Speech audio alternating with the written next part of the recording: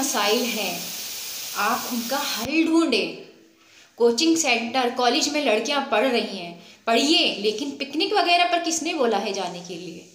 आप समझ रहे हैं कि लिबरल हो रहे हैं, सेकुलर हो रहे हैं, ये कोई कामयाबी नहीं है, ये सब खोखलापन है। एक दिन गिर जाएगा और हम और हमारी बच्चियां भी खुश होती होंगी कि मूव हो रहा है, घूमने को मिल रहा है, लेकिन मर्द तो चाहता ही यही है कि दूसरे की औरतें बाहर निकलें।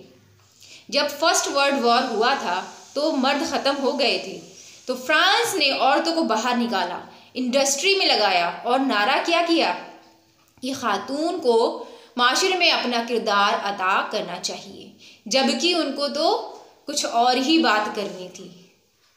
ये हो रहा है इस दुनिया में। इसका कतई ये मतलब नहीं है कि ख्वातीन पढ़े नहीं, काम ना करें, माशरे में किरदार ना अदा करें, लेकिन दायराए इस्लाम में रहकर महरम ना महरम का फ़र्क रहे। खातून के लिए इतने अहकाम हैं कि खुशी से अगर किसी से बात करे तो इस तरह से करे कि किसी के दिल में उसके लिए कोई ख्याल ना आए, चाहे वो फ़ोन पे बात करे, चाहे दरवाजे के पीछे से बात करे, चाहे कैसे भी बात करे, लेकिन उसी तरह से ताकि किसी के दिल में ख्याल कुछ गलत ना आए।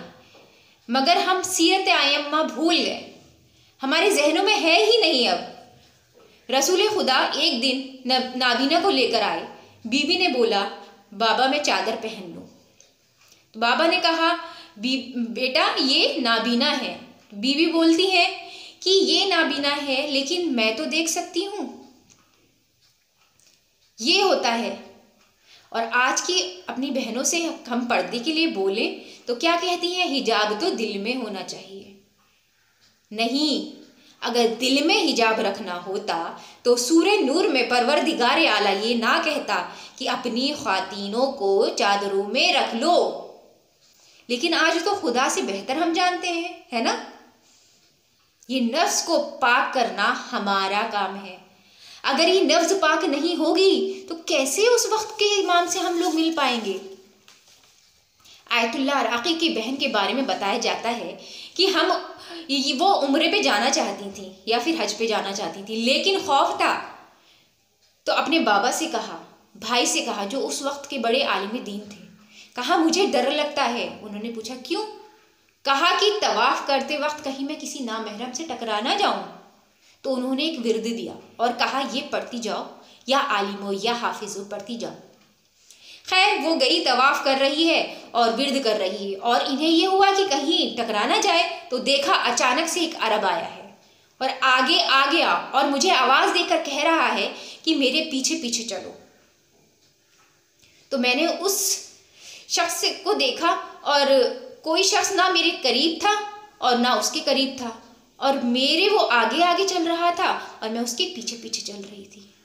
थोड़ी देर चलने के बाद ही मैं मुतवज्जो हो गई कि वो वक्त का इमाम है। अल्लाहुम्मा सल्ली अला मुहम्मदिन व आले मुहम्मद वअज्जिल फरजहुम।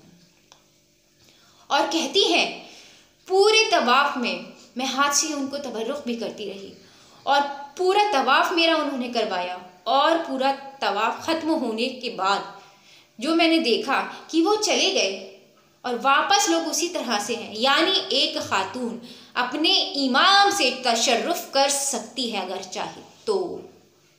बस अपने आप को बचाएं, पर्दे का एहतराम करें।